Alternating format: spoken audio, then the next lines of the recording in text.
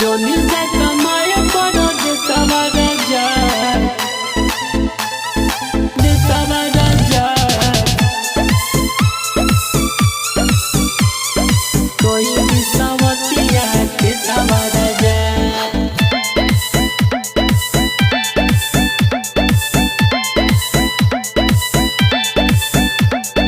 जोनी जा कमाए पड़ो देशवा राजा, कोई दिसवतिया के सवा राजा।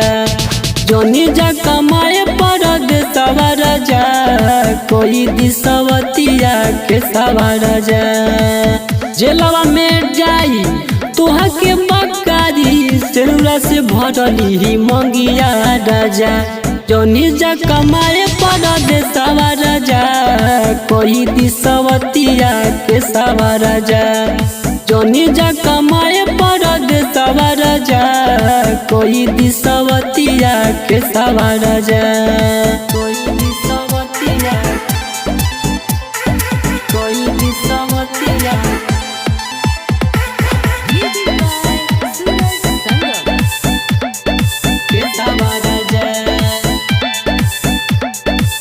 हमरा के छोड़ी जइब जे राजा, दिलवा के का तू बजा के जइब बाजा। दिलवा के का तू बजा के जइब बाजा। मुहमा के मोड़ी जइब, दिलवा के तोड़ी जइब। हमरा के रे राजा काहे तू छोड़ी जइब। 100 दिन के लगावा जही बजे राजा, अखिया से बही लोडवा राजा।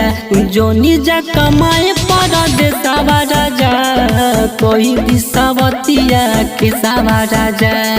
जोनी जा कमाए पड़ो देशवा राजा, कोई दिसवतिया के सवा राजा। कोई दिसवतिया, कोई दिसवतिया।